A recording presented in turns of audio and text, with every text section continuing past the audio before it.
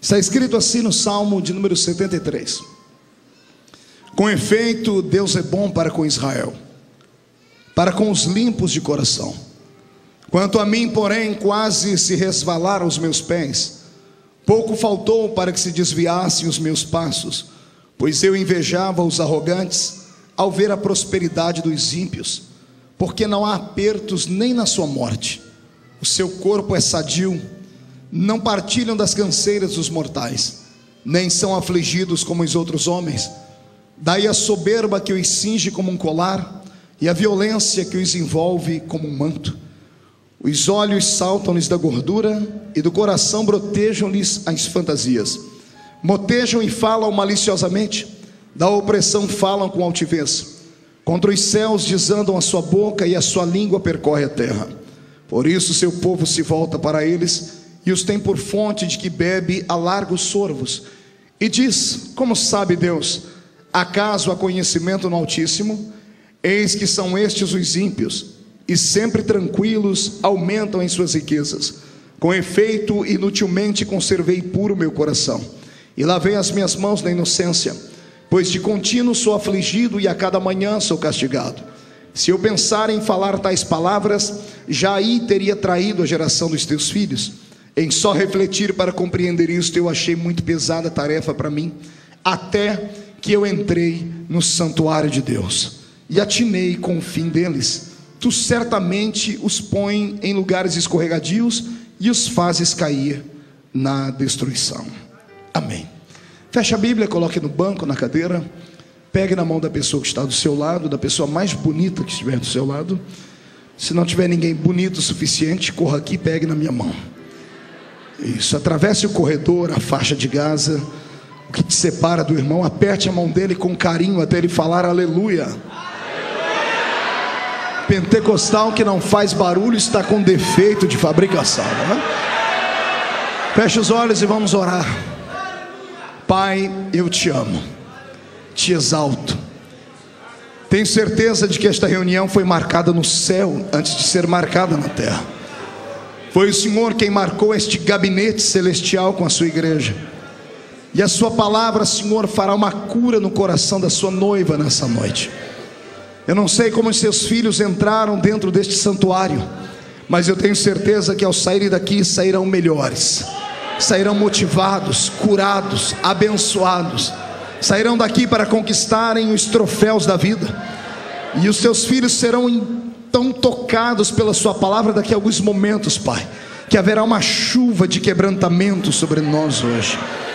Pai, antes que eu comece a ministrar a sua palavra, eu lhe faço os dois pedidos de sempre.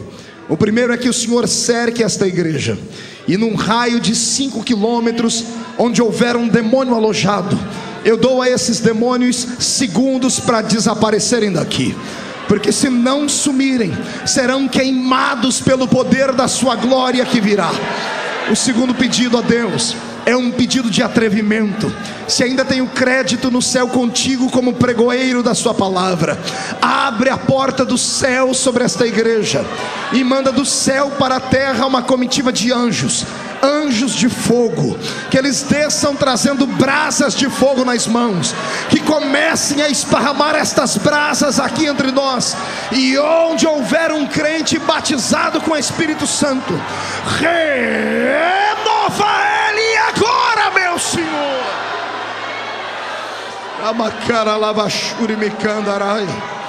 Fala conosco, inunda o nosso coração. Tu não precisas do homem para nada, tu és onipotente. Mostra a sua onipotência hoje, em nome de Jesus. Amém, amém e amém. Antes de se assentar, levante um dedo de profeta para cima comigo. Aponte para o irmão que está do seu lado e diga para ele: escute aqui, cidadão, é hoje, não foi ontem e nem será amanhã, é hoje, o dia em que Deus reservou para responder as tuas perguntas. Então se segure, prepare o lenço para quando chorar. Se não trouxe lenço, prepare a manga da camisa, a ponta da gravata, porque hoje você sai daqui transformado pelo poder da palavra. Só quem crê nisso, uma salva de palmas a Jesus e tome o seu assento. Aleluia. Tomeis assento, por gentileza. Eu pedi ao Senhor uma palavra para esta noite. E essa noite é diferente de algumas noites que eu costumo pregar. Tem dias que a Bíblia está muito grande e a gente não consegue encontrar nada dentro dela. E hoje várias mensagens brigaram dentro da minha mente para que eu pudesse entregá-las, mas uma só desceu ao coração.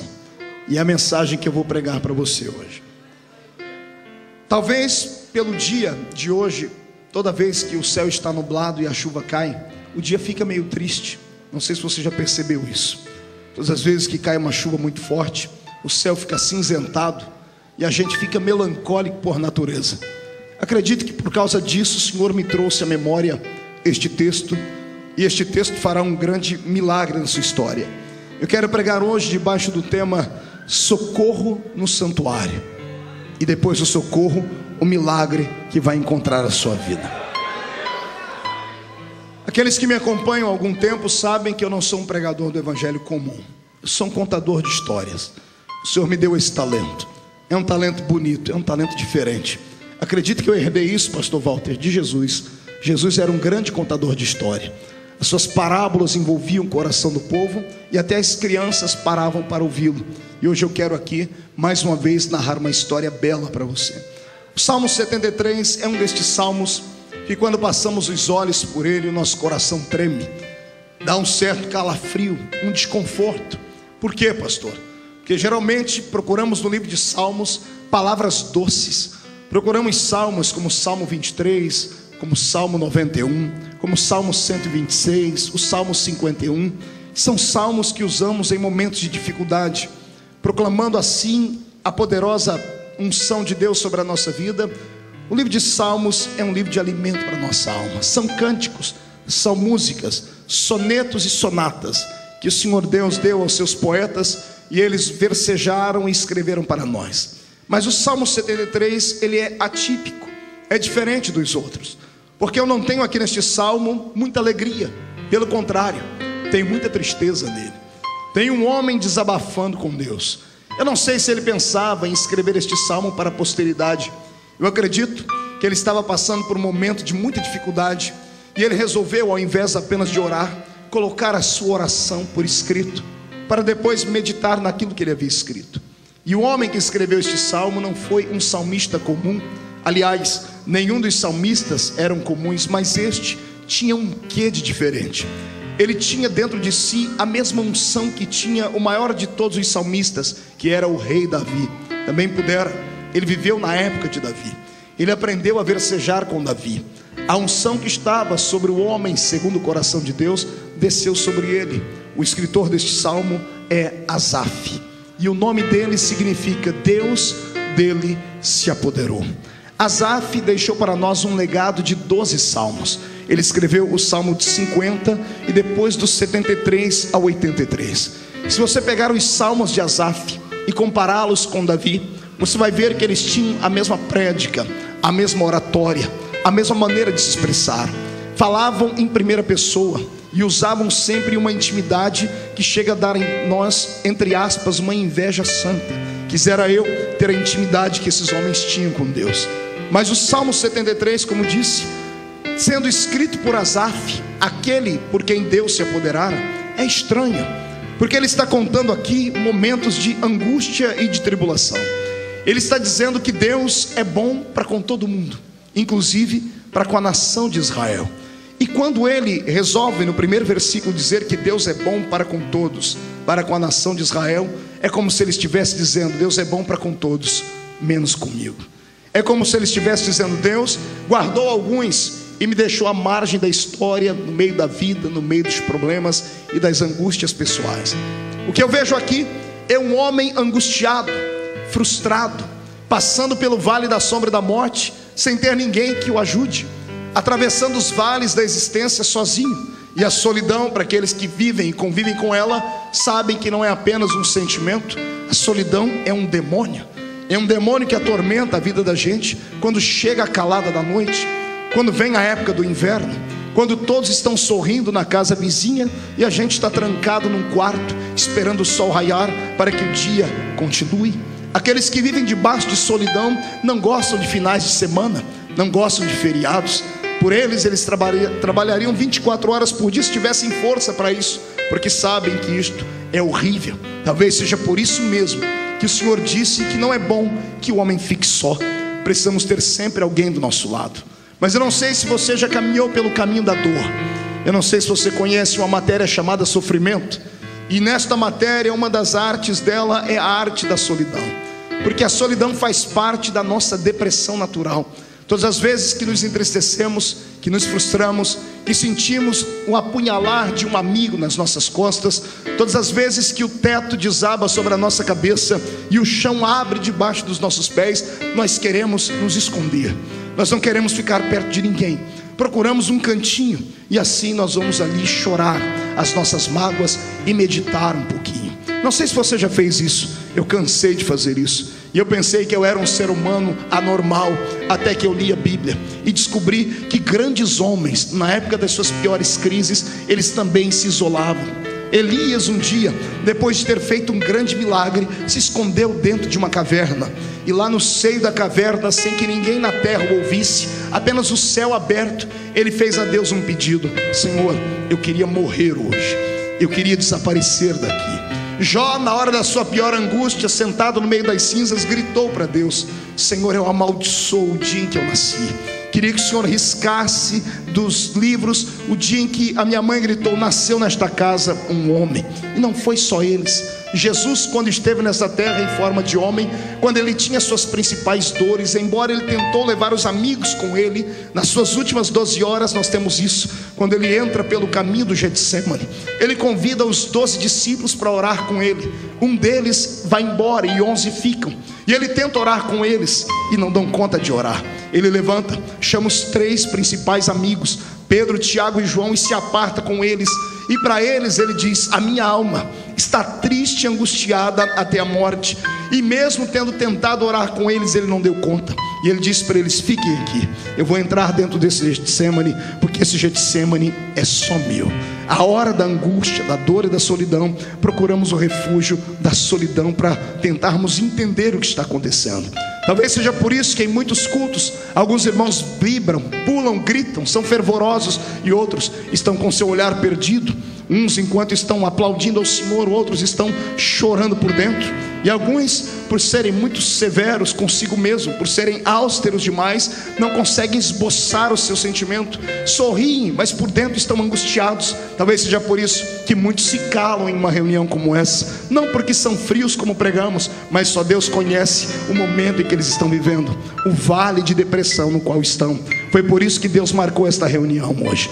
Talvez tenha sido por isso que Deus fechou o céu sobre o estado do Rio de Janeiro hoje e fez cair uma chuva, para que o seu profeta pudesse olhar para o céu e entendesse que sobre algumas vidas o céu está fechado. Todavia, não existe nuvem negra que impeça Deus de te enxergar na terra. Todavia, não existe vendaval que faça Deus não ouvir o seu gemido. Por isso Deus marcou esta reunião hoje. Se prepare, porque daqui a pouco você não vai ouvir mais esta voz rouca aqui. Você vai ouvir a própria voz de Deus dizendo no seu ouvido: eu estou contigo no meio deste vale, eu atravesso com você aqui. Quero te dar uma lição. Eu aprendi neste meu caminhar com Deus que Deus só prova aquele que Ele quer aprovar. Talvez seja por isso que Ele te trouxe aqui hoje. Oxalá seja o fim da prova, e se não for, aguenta o tranco. Mais cedo ou mais tarde a prova vai abrir espaço para o pódio, e você que está aqui embaixo será colocado no pódio de Jeová e receberá da mão dele a chave da vitória, o prêmio que o Senhor preparou para ti. Quem concorda comigo, dê um sonoro grito de glória ao nome do Senhor Jesus. Eu estudei a biografia desse homem chamado Asaf e eu me apaixonei por ele. Se você quiser conhecer um pouquinho melhor a história dele, assista um DVD meu chamado Quebrando o Protocolo, e você vai conhecer a história do nascimento do ministério dele. Quando ele tinha entre 14 anos de idade e 15, ele se aproximou do rei Davi, quando Davi dançava ao redor da arca, quando a arca retornava para Jerusalém. Foi ali que ele recebeu este nome de Asaf, porque Deus se apoderou dele e ninguém conseguiu segurar o garoto. Ele rompeu a multidão dos levitas, correu até o rei.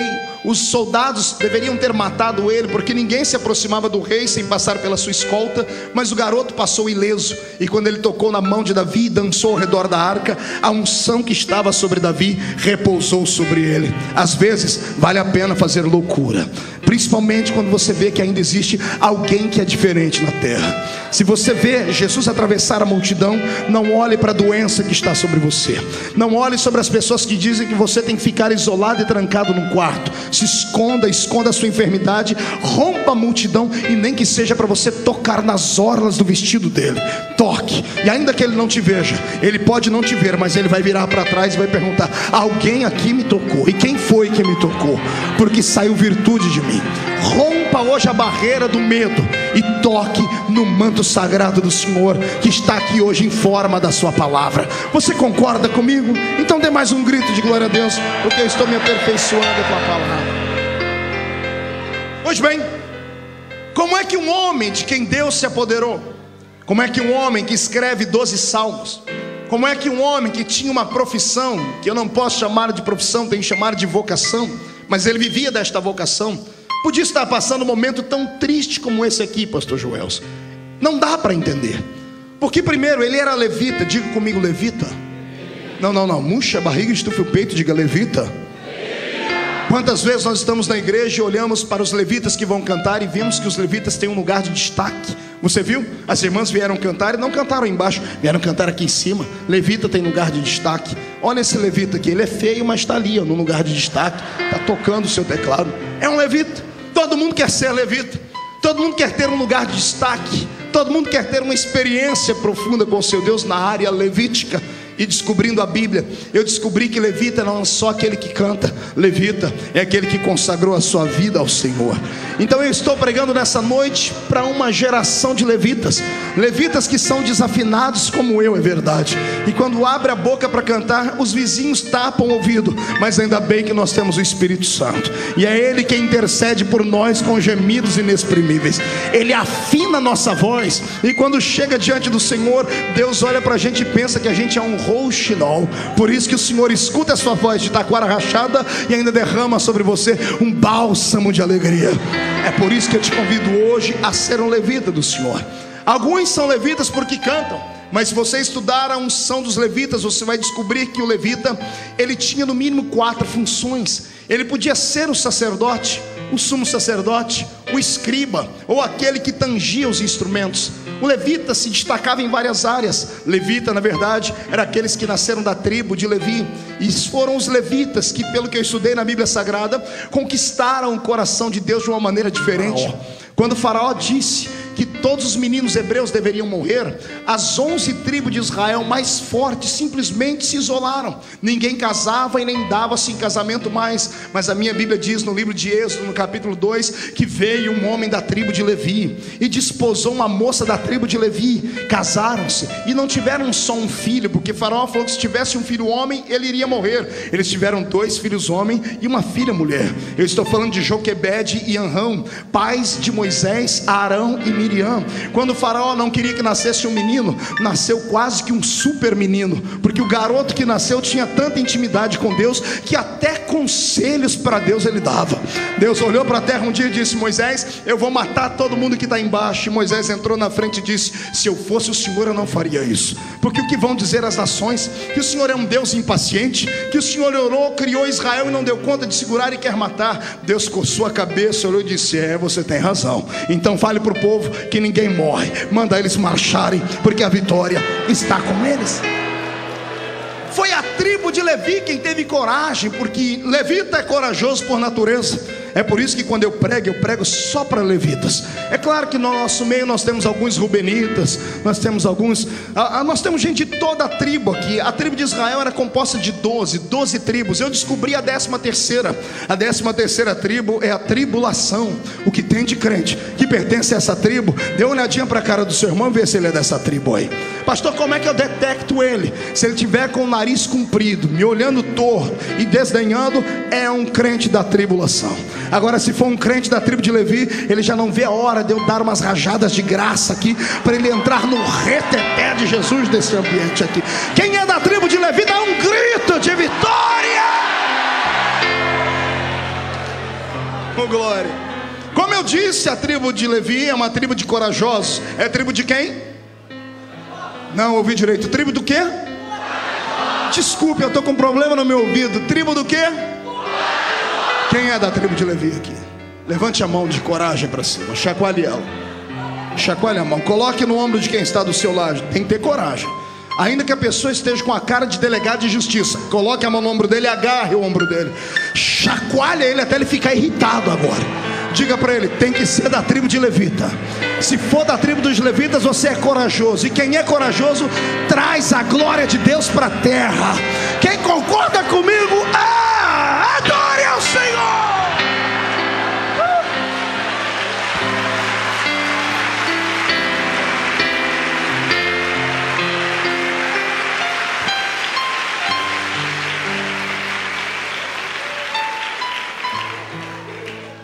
Difícil entender a depressão e a angústia de Asaf. Ela era a história dos levitas, porque ele era um levita. Olha o que eu li na Bíblia, Números 18 e 20, não precisa ler, eu leio para você. Disse também o Senhor a Arão: na sua terra herança nenhuma terás, e no meio deles nenhuma porção terás, porque eu, Arão, eu Senhor, eu sou a tua porção e a tua herança no meio dos filhos de Israel. Você entendeu aqui? A princípio da tristeza, o Senhor está dizendo assim: Arão, todas as tribos vão ter herança, todas as tribos vão ter o seu presente, mas vocês que são levitas não vão ter herança nenhuma na terra. E antes que todo mundo fique jururu e triste, o Senhor diz: sabe por que vocês não vão ter herança na terra?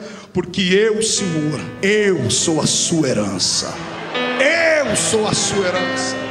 Aqui Deus estava dizendo a ele: eu garanto a sua comida, eu garanto a sua bebida, eu garanto a sombra sobre a sua cabeça, eu garanto a casa sobre a sua existência, eu garanto a fortaleza. Os inimigos não tocam em você, os inimigos não têm poder contra a sua vida. Eu darei a vocês o seu quinhão, eu darei a vocês o galardão.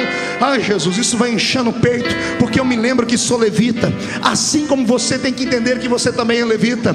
Você pode não ter a herança que o mundo tem, você pode não ter um carro importado, nem uma casa nova, mas o Senhor manda dizer: eu sou a sua herança, levita. Eu te dou aquilo que você precisa, eu te dou o seu sustento e coisas mais.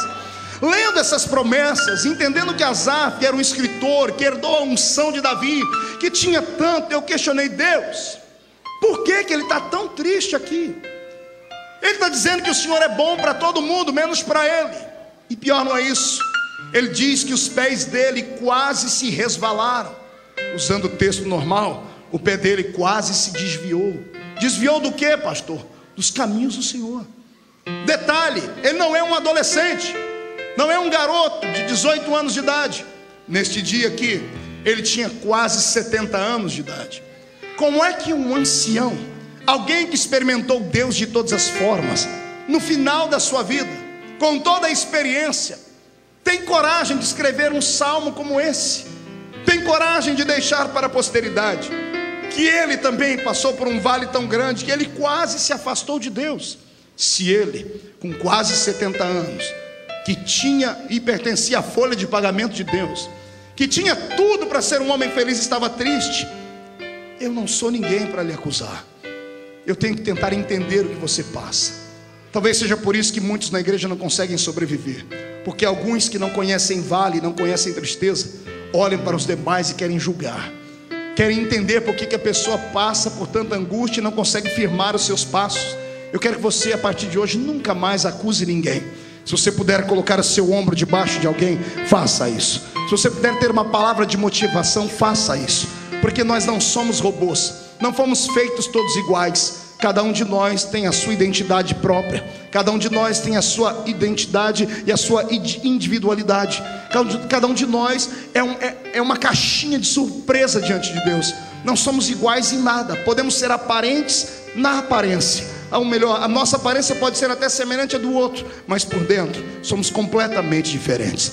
Então eu acho e acredito que seja por isso que Deus é um ser tão misericordioso, porque Ele nos entende, e quando Ele olha aqui nesta noite, Ele sabe muito bem porque que você está assim, e hoje Ele vai te explicar como sair dessa situação, porque Deus não te leva para um vale e te abandona lá. Deus é um general passivo e amoroso. é diferente desse exército que nós temos na terra, porque o nosso exército chamado igreja na terra, quando vê alguém doente, caído e cambaleando, nós queremos abandonar a pessoa no meio do caminho, ou dar um tiro de misericórdia e matar a pessoa. É isso que fazemos. Mas Deus não. Ele é um general que, quando vê um dos seus soldados feridos, ele volta e coloca no ombro esse soldado ferido e carrega ele para uma estalagem para ser curado. Eu quero profetizar sobre a sua vida agora e dizer no nome de Jesus, que ainda que um sacerdote te abandonou no meio do caminho, levita, ainda que um outro levita te abandonou no meio do caminho, há um samaritano sentado em um grande cavalo, e o trote dos pés deste cavalo já estão se aproximando de você, e ele manda dizer que na rua você não fica. Ele coloca você em cima do cavalo e vai curar as suas feridas, e vai te levar para uma estalagem, e vai pagar para alguém curar a sua história, e você que estava indo para o deserto vai voltar para a terra da misericórdia. Quem concorda comigo, dê mais um grito de adoração ao nome do Senhor Jesus. Foi depois de tantas perguntas como essas que eu aqui lancei, que eu entendi porque é que esse homem estava passando por esse momento de dificuldade. E eu entendi que Deus não chama super-homens para sua casa, Deus não chama mulheres maravilha para sua casa, Deus não tem super-heróis humanos. Deus tem seres humanos que são feitos da mesma matéria. Eu sou feito da mesma matéria que você. Fui fabricado com o mesmo barro, o mesmo pó. Eu não tenho uma estrela na testa, não sou melhor e nem maior do que ninguém. Às vezes as pessoas, quando olham para um pregador, para um cantor, pensam que ele é um super-homem. Só Deus sabe das minhas agruras e as minhas angústias, porque eu também passo por vales. A diferença talvez entre eu e você é essa: quando eu passo, eu sei aonde vou e sei a quem recorrer. Eu entro no meu quarto, tranco a porta atrás de mim, dobro o meu joelho e fico à sombra da cruz, esperando que o vento passe. Quando o vento passa, aí você se levanta de novo e dá a volta por cima.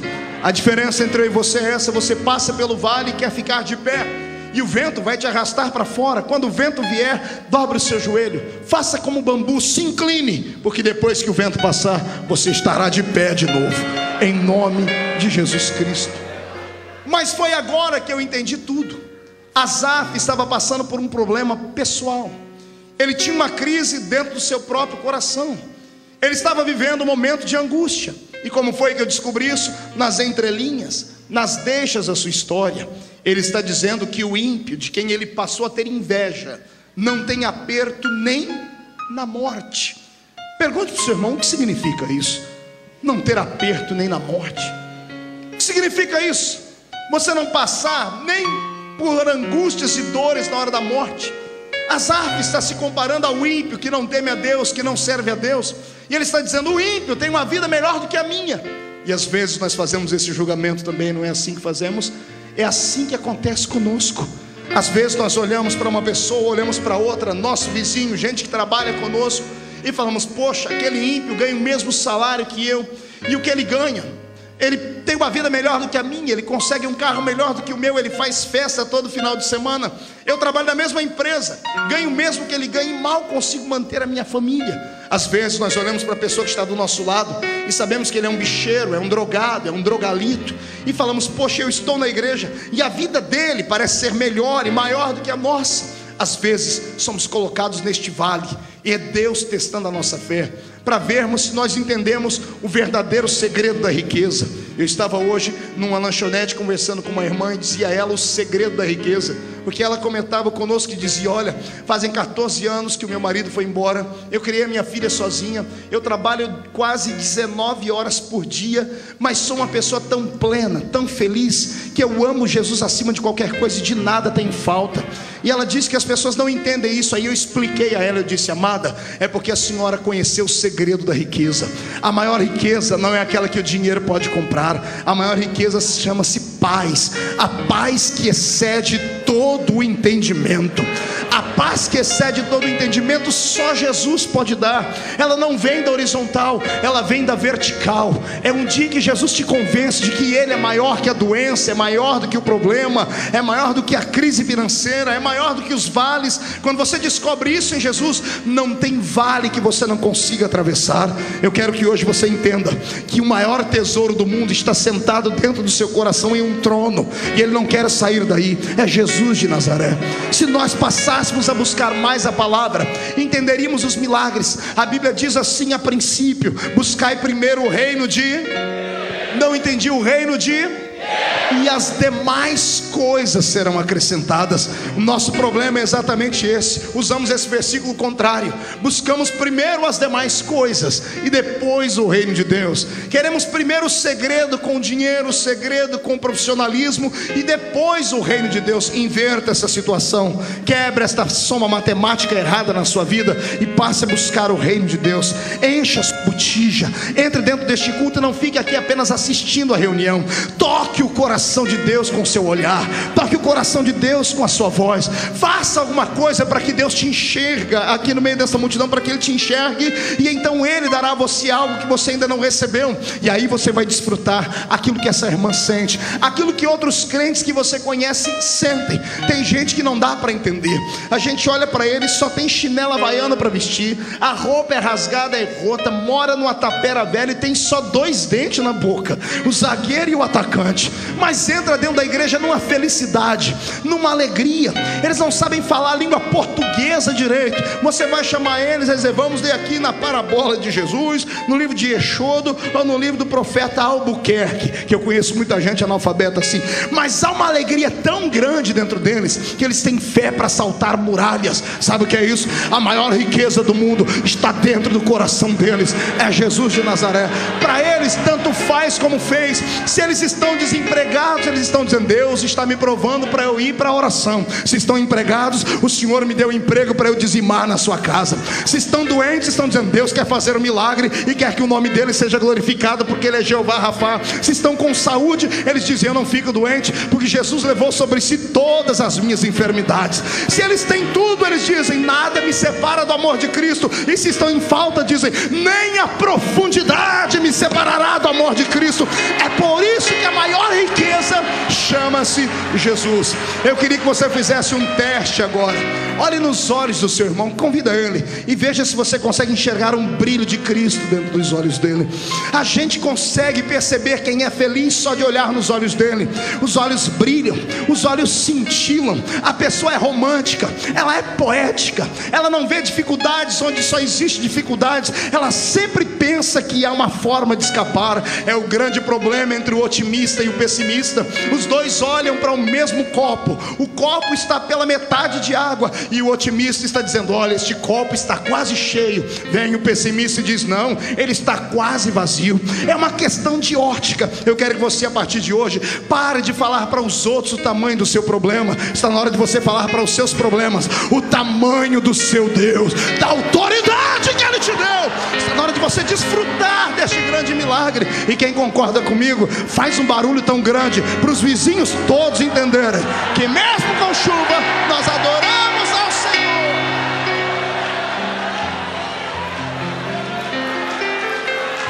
Aleluia!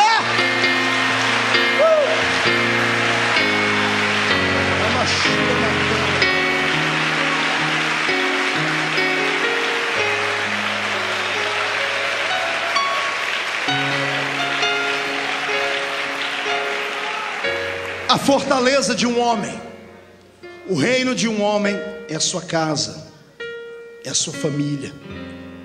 Se tudo vai bem na família, a gente aguenta tudo, a gente atravessa os buracos.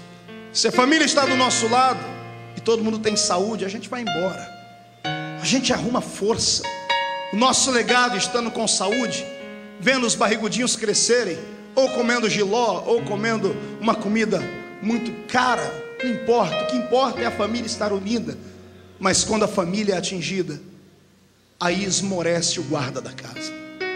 Foi isso que aconteceu com Asaf. Ele tinha chamada, e a chamada do profeta da casa, do levita da casa, era forte. Mas e a sua família? E a sua família que não tinha a mesma chamada dele? Embora fizesse parte da história do seu ministério, a família não tinha a mesma responsabilidade do que ele, de ir ao templo, de consagrar ou de fazer isso ou aquilo. Era apenas a extensão da vida dele. E a história diz que Asaf, no dia da inauguração do templo de Salomão, com 60 e poucos anos de idade, quase 70, quando terminou aquele culto, do lado de fora do templo, todas as pessoas cumprimentando o rei Salomão, cumprimentando a gama de homens importantes que ali estavam, as pessoas pegando na mão do maestro da grande música da inauguração do templo, dizendo: olha, nós nunca vimos nada igual. Você regia o santuário, você regia os músicos, e a glória de Deus inundou a casa, ao ponto dos sacerdotes não conseguirem ficar em pé. Que música foi essa? Que salmo foi esse? E aí imagina as pessoas dando os parabéns, dizendo: olha, parabéns Asaf, nós nunca vimos alguém com uma unção tão grande, com uma unção tão forte. Foi aqui que começou tudo a acontecer para que ele entrasse em depressão.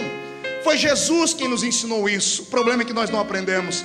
Todas as vezes que Jesus tinha uma grande vitória, todas as vezes que ele vinha de uma grande empreitada evangelística, todas as vezes que um grande milagre acontecia, ele não ia comemorar em churrasco, ele não ia para festas, ele se isolava para orar, porque era natural que a depressão viesse na sequência. Não sei se você já parou para pensar nisso. Elias acabou de matar 850 profetas, 450 de Baal e 400 de Azera. Ele estava com o sangue dos profetas na mão. Ele orou, e uma oração de 57 palavras, 1 minuto e poucos segundos de oração, e Deus derramou fogo sobre o altar e operou o maior milagre de todos até esse momento. E sabe o que acontece com ele? 20 minutos depois, ele está correndo e vai embora, e se esconde no meio do deserto, e vai para dentro de uma caverna e pede a morte. Por quê, pastor? Porque sempre que temos uma grande vitória, parece que o diabo nos atinge. E o diabo atinge a gente com flechas. Parece que ele olha para a gente e diz assim: você venceu agora, você ganhou uma parte da batalha, mas a guerra ainda está por vir. Parece que o diabo trama contra nós, e sempre que há uma grande vitória, se prepare em oração, haverá sempre uma grande retaliação vindo atrás. E Asaf não estava talvez preparado para isso. E quando ele fechou o templo de Salomão na inauguração, ele foi andando pelo meio da cidade, porque o templo ficava no centro da cidade, e todo mundo sabe que no centro das grandes cidades só moram os grandes ricos, os fazendeiros, os latifundiários. E quando ele foi passando pelas casas dos homens ricos, ele viu festa. Ele viu os homens saírem nos seus carros, puxados por cavalos árabes. Viu os príncipes, as princesas. Viu o próprio rei Salomão sair com a sua comitiva. De longe ele viu os fogos do palácio do rei. A inauguração foi perfeita. As pessoas estão comemorando a sua grande festa. E Asaf vai embora para sua casa andando a pé, sem ninguém. Por quê, pastor? Porque ele era um levita. Levita não tinha riqueza, levita não tinha carro, levita não tinha roupa bonita. A roupa que ele usou na inauguração do templo foi a roupa que o pai dele usou, que o avô dele usou, que possivelmente o tataravô dele usou, porque era uma roupa de festa, era uma só para cada levita. E enquanto ele caminhava pelo centro da cidade, ia em rumo à casa dos levitas, que ficava à parte da cidade, ele foi passando pela casa dos ricos e viu as festas, e viu os filhos dos ricos caminhando, e viu as pessoas se alegrando, e ele está sozinho. E quando ele caminha para sua casa, mesmo tendo 3 filhos, que segundo a Bíblia Sagrada, ou melhor, 4 filhos, 3 filhos e uma filha, Zacur, José, Netanias e Azarela, eram os 4 filhos dele. A tradição dos hebreus diz que um deles era doente, e eram tão doentes que não podiam se locomover. No maior feito do pai, eles não estavam todos juntos, mesmo sendo citados na Bíblia Sagrada como filhos do grande músico, não estavam todos ali.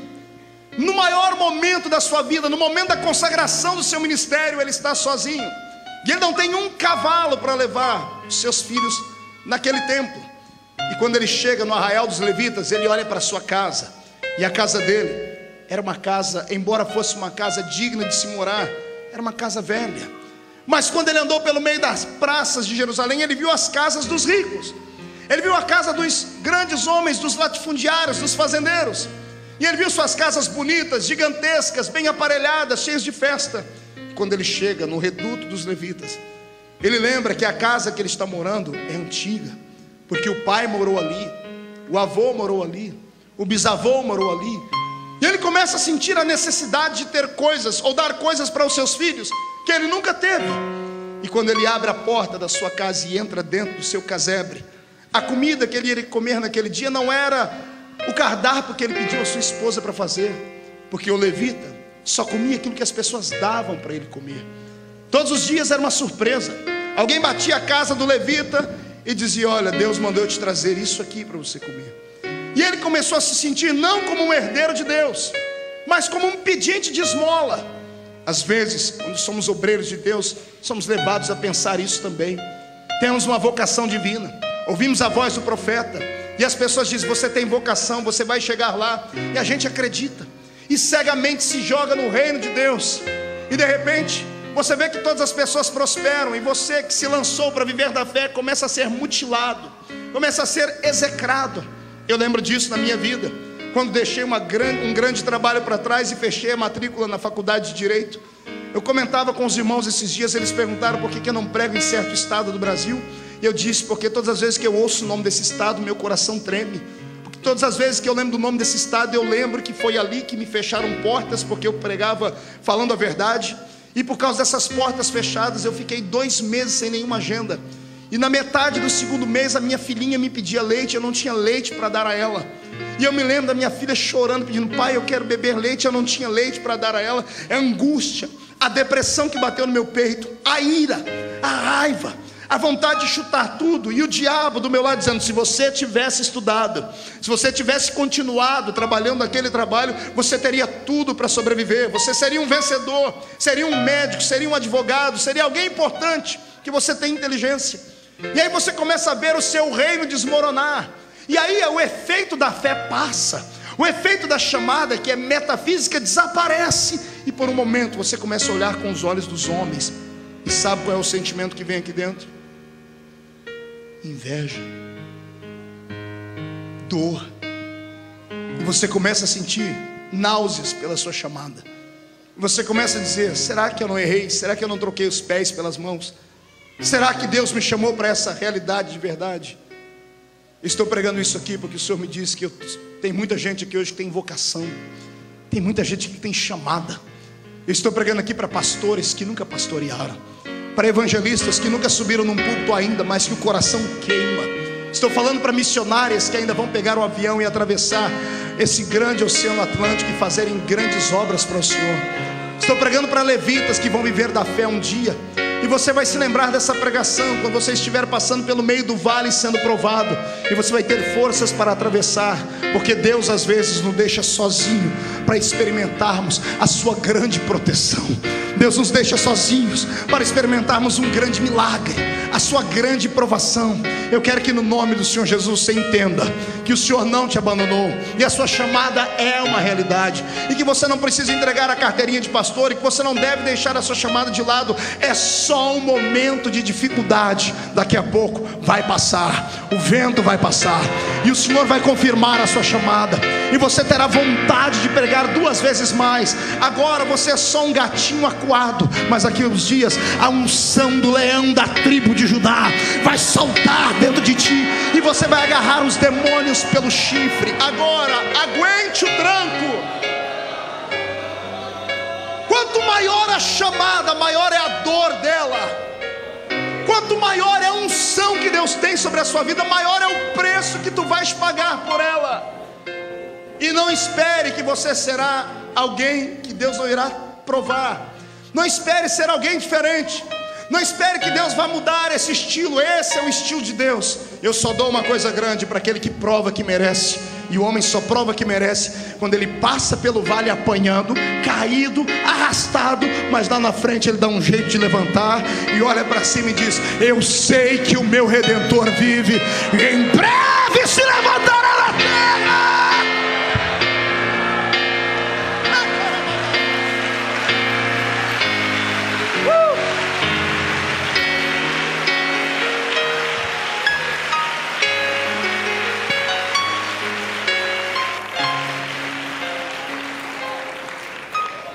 Quer entender a depressão do levita? Fecha os olhos.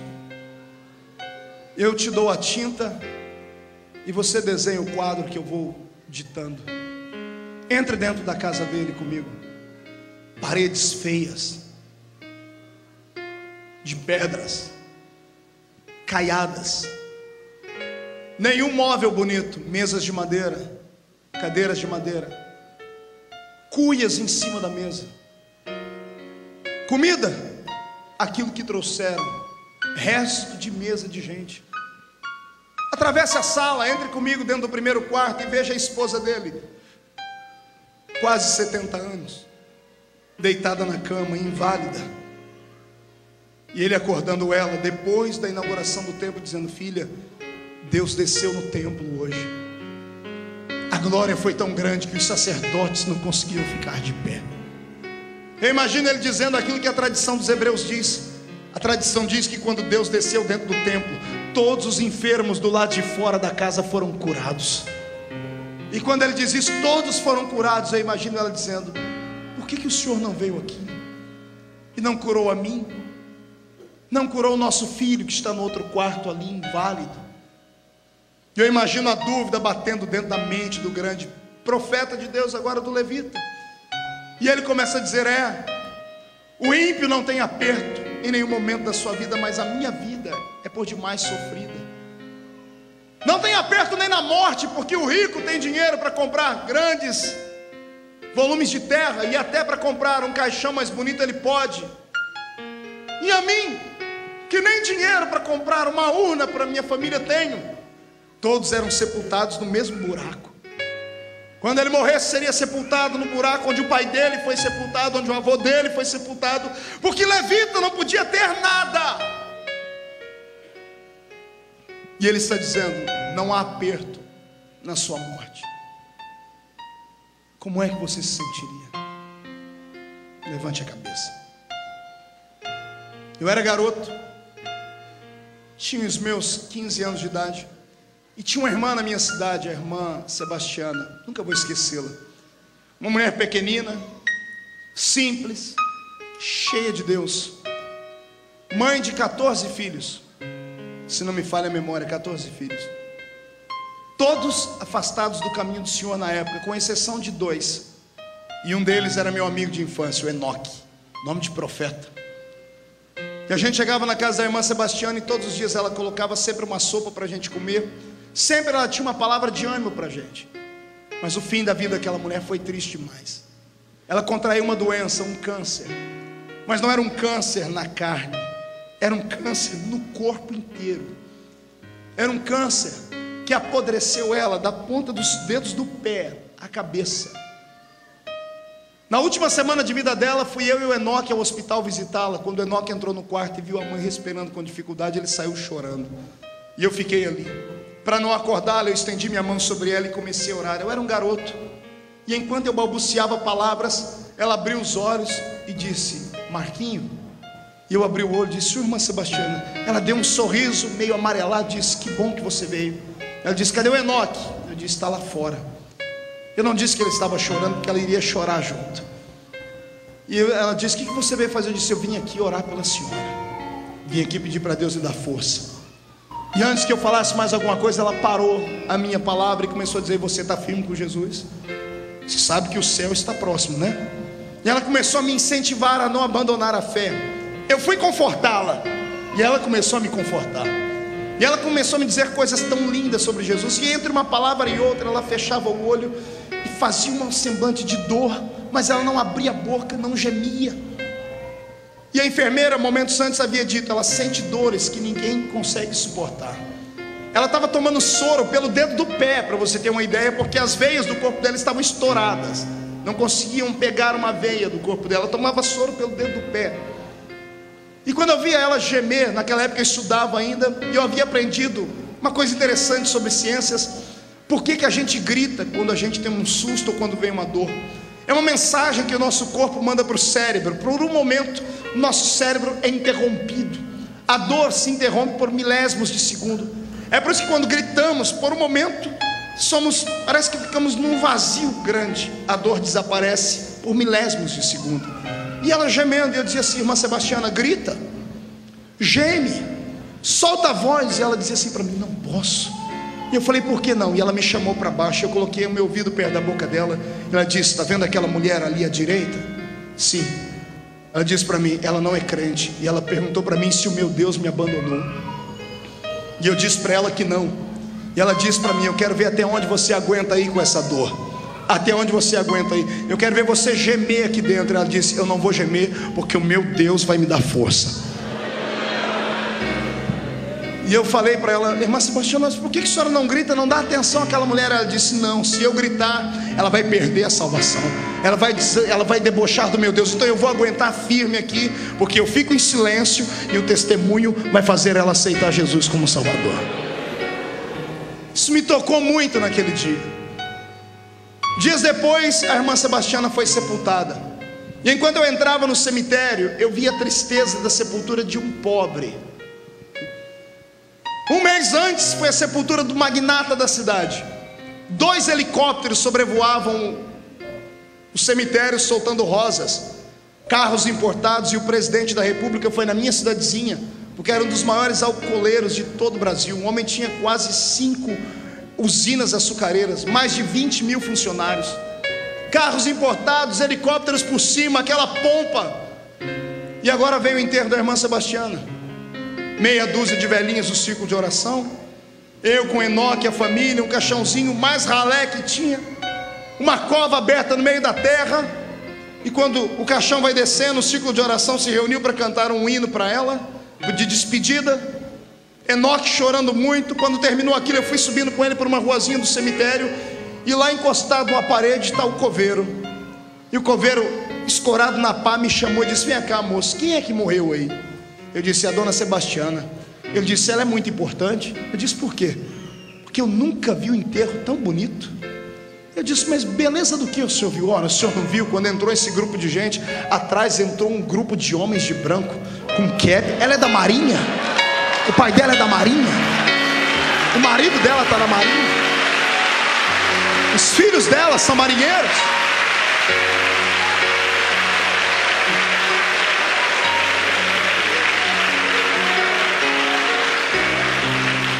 Testemunho do coveiro. O coveiro disse que viu um batalhão de homens entrando fardados, com espadas levantadas. E quando o círculo de oração reuniu ao redor da tumba para cantar, eles reuniram ao redor e cantaram uma música. Ele disse que ele nunca ouviu uma música tão linda. Aí eu saí dali e entendi. Falei: Senhor, o ímpio parece que na morte não tem aperto, mas quem não tem aperto é o crente. Porque na verdade ela não estava mais ali, ela já havia sido escoltada até o céu pelos poderosos anjos. É por isso que a maior riqueza que podemos ter não está no nosso bolso, está dentro da nossa alma. Eu quero que você hoje não se sinta rejeitado, nem se sinta abandonado por Deus. Pelo contrário, são momentos de luta que todos nós passamos. E vou lhe dizer mais: se você está sofrendo, sempre terá alguém sofrendo mais do que você. Agora reaja. Não deixe o sofrimento tirar Deus da sua frente. Não deixe o sofrimento fazer o milagre desaparecer. Em nome de Jesus, encontre o poder de Deus no meio da dor. Encontre o coração de Deus no meio da angústia. Quem acha que isso é verdade, dê um grito de glória a Deus bem forte aí.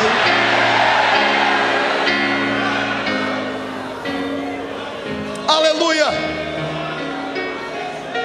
Pedro grita no meu ouvido dizendo: o homem que espera em Cristo só para esta vida é o mais miserável de todos os homens. Sabe o que significa isso? Pedro está dizendo: se você vem à igreja só para ter uma cura, você é o mais miserável de todos. Se você vem à igreja só para ter a sua família unida, você é o mais miserável de todos. Se você vem à igreja só para buscar dinheiro para a sua empresa que está falida se levantar, você é o mais miserável de todos. Porque dinheiro passa, saúde passa. Jesus não ressuscitou Lázaro e ele está vivo hoje, morreu de novo. Todos aqueles que Jesus curou na sua caminhada morreram. Então isso significa que a vida é passageira. A vida passa muito rápido. Agora aquele que fez uma projeção do seu cristianismo para a eternidade, esse investiu no maior banco que existe, que é o banco da graça do céu. Pastor, mas eu não tenho que servir Jesus por aquilo que ele tem que me dar? É claro que não. Malditos sejam essas religiões de hoje que dizem assim: ó, se Deus é Deus, Ele é obrigado a te dar, porque se Ele não der, Ele não é Deus. Esse não é o meu Deus. Porque o meu Deus, se Ele der, Ele é Deus. Se Ele não der, Ele é Deus. Se Ele fizer, Ele é Deus. Se Ele não fizer, Ele é Deus. Eu não sirvo Jesus por aquilo que Ele tem que me dar, eu sirvo a Ele por aquilo que Ele já me deu. Ele me deu um nome escrito no livro da vida do céu. Se uma bala perdida acertar o meu coração agora, o corpo cai em terra, mas a minha alma voa para as moradas celestes. Esta não é a última morada do crente. Esta terra é só de passagem. Quem acredita e tem fé para dizer que isso é verdade, levante as suas mãos para o céu e adore.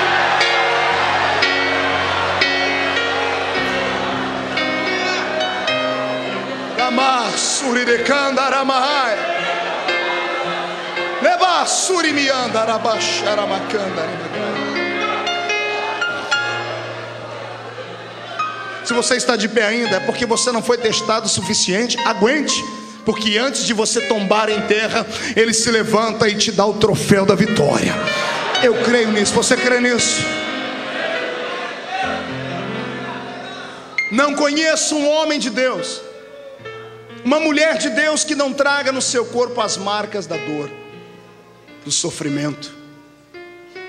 Uma vez eu estava com um grande amigo, pastor Gedielson Rodrigues, irmão do cantor Caleb, muito conhecido nas Assembleias de Deus. E ele me contou uma história que eu fiquei penalizado. Ele me disse que quando era pastor lá no norte do nosso país, lá pela ilha de Marajó, ele saiu um belo dia de manhã para ir em uma das ilhotas que haviam ali ao redor, para dar a Santa Ceia a alguns irmãos que não tinham condições de ir à igreja. E ele estando orando dentro da casa, aquelas palafitas na beira do grande rio, enquanto ele orava, ele escutou um barulho de água se movimentando. Ele terminou a oração e correu para ver o que era. O filho mais novo dele escorregou e caiu dentro do rio, o rio Marajó. O rio Marajó, suas águas são turvas e violentas. Ele disse que pulou dentro do rio e nadou por 6 horas, e junto com seus amigos tentou encontrar o corpo do seu filho, e era inútil, porque as correntezas eram muito fortes. Ele saiu das águas e dobrou o joelho em cima daquela palafita e disse: Senhor, eu sei que meu filho já não está mais vivo, mas pelo menos sepultar o corpo dele eu quero. E mais um mergulho ele deu, e depois de 6 horas, lá no meio do fundo do rio, ele conseguiu tocar em algo macio, e ele percebeu que era um corpo, e ele tirou o corpo do filho. E ele disse que isso torturou ele a vida inteira. E a vida inteira ele contava isso, e todos os cultos que ele contava, ele chorava. Ele contava porque ele não se conformava com aquilo. Ele disse que um dia, contando uma palavra como essa lá no alto do Amazonas, um missionário sentou com ele e disse assim: Pastor Gedielson, Deus me mandou contar a minha história. Eu estava aqui trabalhando, fazendo uma jangada, eu e os meus filhos, e estávamos levando essa jangada para evangelizarmos outras tribos, quando eu escutei um tremor de terra e um barulho tão grande. Quando eu me virei, só deu tempo de ver uma cobra grande enrolada no meu filho, e desceu à profundeza das águas. Ele disse que ele ficou estático. Aquela situação, ele vendo o filho, era só ele e o filho dele. Ele vendo o filho naquela situação, sendo engolido por uma cobra para dentro das águas do rio Amazonas, ele ficou tétrico e parado. Encontraram ele 6 horas depois, parado na mesma posição. E quando chacoalharam ele, quando ele voltou em si, ele deu um grito ensurdecedor, e ele voltou para dentro da casa dele. Missionário. E aí eu te pergunto, esse missionário estava vendendo drogas? Esse missionário estava fazendo alguma coisa ruim? Estava fazendo uma jangada para evangelizar o reino de Deus, para ganhar almas. Deus não podia ter poupado o filho dele, não podia ter dado uma morte mais digna, se é que há uma morte digna. Deus não poderia ter feito de outra forma. Tinha que ser assim, uma cobra gigante enrolar no filho e levar ele para o fundo das águas. E ele disse que 15 dias depois, ele voltando ao batente, ele ainda não se conformava. Ele dizia: Senhor, pelo menos enterrar o corpo do meu filho eu gostaria. E ele andando pela terra, ele sentiu um regurgitar de terra, a terra se chacoalhando. Ele subiu no alto de uma palmeira e viu uma cobra grande do outro lado, e a cobra se contorcia inteira. E ele disse que teve coragem, ele arrumou uma coragem onde não tinha, e a cobra, como ela só tremia, ele arrancou a cabeça dela, e o meio dela estava cheio, e ele partiu a cobra no meio, e lá dentro, todo torcido e quebrado e morto, estava o filhinho dele. Ele pegou o filho daquele jeito, levantou para o céu e disse: Senhor, obrigado, porque pelo menos sepultar o meu filho eu vou poder. Pastor Gedielson disse que nunca mais ele contou essa história questionando Deus, porque todos temos uma história. A sua não é a pior delas. Você ainda tem esperança. Você ainda sabe que a morte não é o fim. Você serve a um Deus que pode operar milagres da noite para o dia. Você tem oportunidades, esperança que o ímpio não tem. Qualquer dia aqui dentro desse culto, Deus pode fazer aquilo que você está esperando. Deus pode nessa noite visitar aquele doente na sua casa. Ele pode hoje descer aqui com o lenço da eternidade, enxugar os seus olhos e arrancar as lágrimas dele. Eu só não quero que você venha para o culto e fique desafiando Deus, desaforando de Deus, dizendo que Ele não pode ou Ele não faz. Não é isso. Deus sabe todas as coisas e Ele enxerga onde nós não enxergamos. Foi por isso que Asaf fez este salmo e disse que Deus o havia abandonado. Mas o interessante é a sequência do versículo. Lá pelo versículo 17 ele diz assim, ó, tudo isso aconteceu comigo até que eu entrei no santuário de Deus. E ele diz, quando eu entrei no santuário de Deus, as minhas escamas caíram, e eu enxerguei que o único lugar de alegria plena que eu tenho é quando eu estou na presença de Deus. É por isso que eu te incentivo a transformar a sua casa num culto, numa extensão da igreja. É por isso que crente não pode ir só uma vez por semana, 1 hora a cada 7 dias, ir na igreja e dobrar o joelho e dar só boa noite para Jesus. Nada disso. Crente tem que se alimentar, porque quando você está na presença de Deus, você se fortalece, a esperança vem sobre você. Foi numa visita ao santuário que Deus deu o cumprimento de uma promessa que há anos não acontecia. Tem um homem sentado em Jerusalém com mais de 90 anos. Está ele na praça junto com os aposentados, e a Bíblia diz que o Espírito moveu-se dentro dele para ele ir ao templo. Lucas 2 está escrito isso. Essa é a diferença entre aqueles que vêm para a igreja. Tem gente que vem movido a tudo dentro da igreja, menos movido ao Espírito. Agora aquele que vem movido pelo Espírito, ele faz a diferença num culto como esse. Ele sabe como vai entrar, mas não sabe como vai sair. Foi por isso que Jesus te trouxe hoje impelido pelo Espírito. Eu sei que até esse momento você está choroso, está chorando, está se segurando para não se derramar em lágrimas. E se eu fosse você, eu não teria vergonha de chorar. Aquilo que a sua voz não consegue falar, as suas lágrimas falam. Se você ler o capítulo 5 do livro de Apocalipse, você vai entender o que eu estou dizendo. A Bíblia diz que as orações dos santos, as suas lágrimas são incenso diante do trono de Deus. Você derrama uma lágrima aqui, o anjo pega esta lágrima e leva até o trono de Deus, e ele vai sentindo perfume dela. Quando ele sentir que esta foi a última lágrima, ele ficará de pé no trono e responderá a sua oração.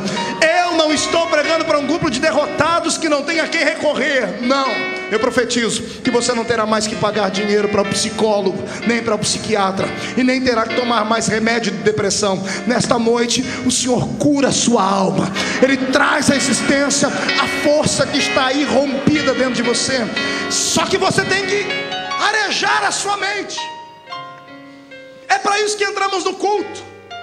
Grito de crente não é só efusão pentecostal, clichê pentecostal ou filosofia pentecostal. Grito de crente é o sopro da sua alma buscando alívio. Quando você dá um grito dentro da igreja, os céus inteiros tremem por causa do seu grito e do seu clamor.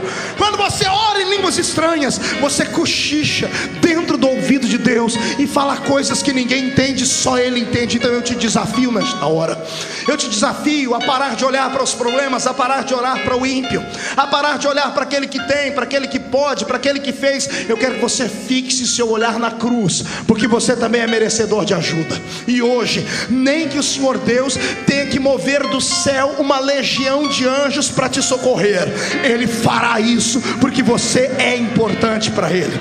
Deus não é como o homem mede você por aquilo que você tem no bolso. Se for rico tem oportunidade, se for pobre não, se for bonito é visto, se for feio não. Deus não, Deus mede você pelo tamanho da paixão que está dentro da sua alma nesta hora.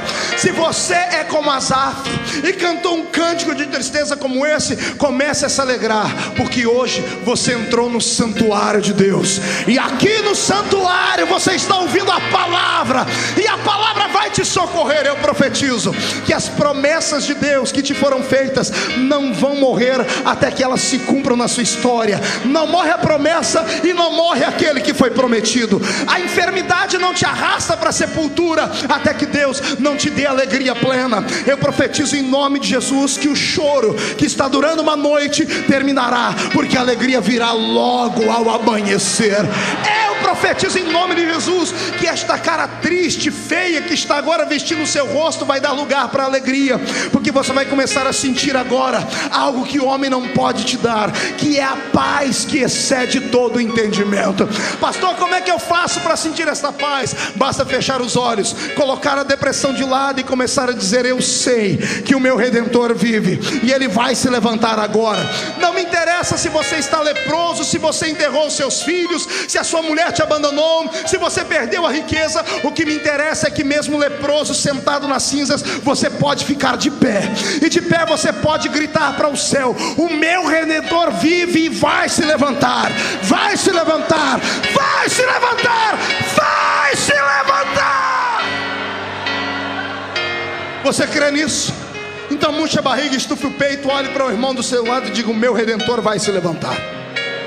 Não faça melhor, diga: o meu Redentor vai se levantar. Se você tem uma fé maior, diga: o seu vai se levantar ainda, diga: o meu já se levantou. Já se levantou. Quem acredita que o seu Redentor se levantou, adore!